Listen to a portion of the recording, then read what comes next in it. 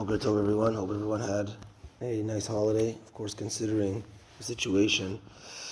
Today is Isru Chag, the day after the holiday. We don't just drop off to a regular day, even though it might seem that way.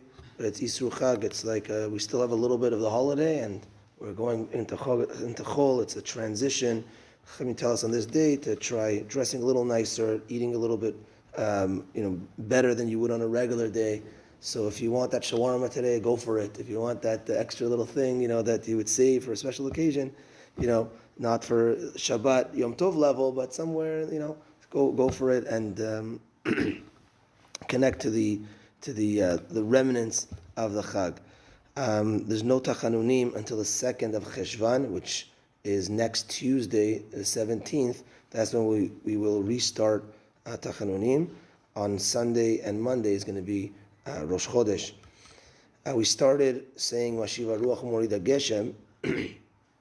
Obviously, the classic question is, what if a person has been so used to now saying for months Morida Tal? If he accidentally says Morida Tal, what happens? So it's this question comes up twice when we switch to Morida Tal, when we switch to Mashiv HaRuah. So now at this time, this is when we get a little bit of a break. If accidentally we said Morida Tal, we don't have to go back or repeat or anything. Of course, if at the same moment you catch yourself, then say Mashiv HaRuah Morida Geshem. But if you've already passed and you say, I said Morida Tal instead, you could still carry on, because Mashiv HaRuah Morida Geshem are asking Hashem for rain. Morida Tal, we're asking Hashem for dew. So dew is like a small rain. So it's included in what we're asking for rain. You ask for dew, okay, you asked for. But if it's the opposite way around, where we're supposed to just ask for dew, and we ask for rain, no, we don't want big rains in the summer. That's not good. And therefore you have to go back and say the correct thing, which is the Morida Tal.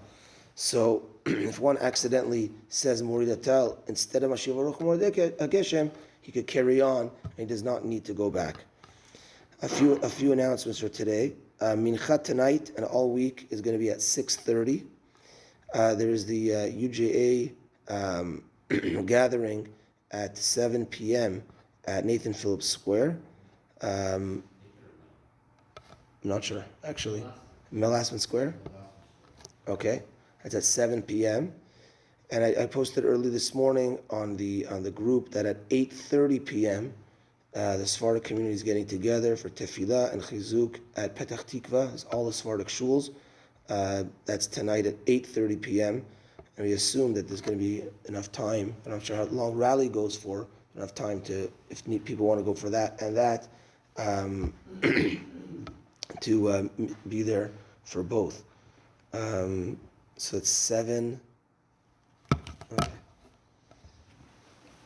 Okay.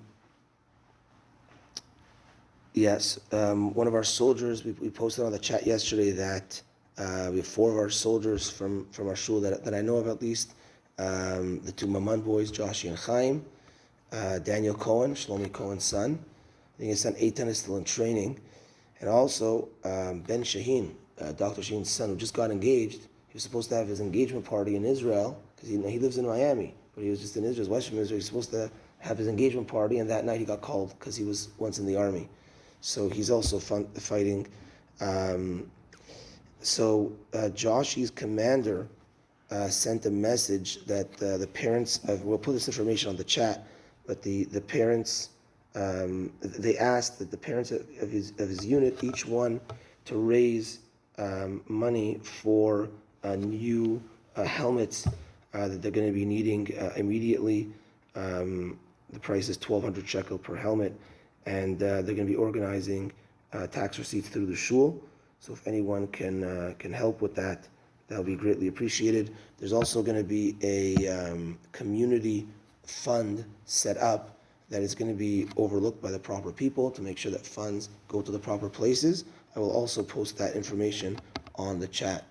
B'ezrat Hashem, we have to ramp up our tefillot, our learning Torah. From what I understand, all the yeshivot that really are on break now and supposed to start next week are starting already today, tomorrow, and not having the last week off. So our brothers are fighting. We have to be doing our part of learning Torah. And we have to remember that if Bnei Israel is in a very uncomfortable situation right now, to say the least. The word uncomfortable. Soldiers, people in Israel. My brother's there with his family. They went on vacation. He's still there, and they're just stuck in their apartment.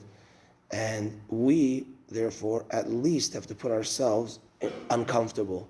So it might be uncomfortable for me to wear a kippah all the time. It might be uncomfortable for me to wear tzitzit all the time. It might be uncomfortable for me to learn a little more Torah, to go to shul more. We have to put ourselves out of our comfort zone to do more. The most we could do here, we could donate money, we could pray and learn Torah. As far as I see right now, from Chutz La'aretz, that's what we could do. So we have to make ourselves uncomfortable and put ourselves in their shoes and do what we can for them, B'ezrat Hashem. And hopefully very, very soon, even though so many tragedies until this point, but B'ezrat Hashem very soon we'll be victorious, and God willing, the ultimate victory of Mashiach Tzidkenu b'mehera v'yameinu. Amen. Amen.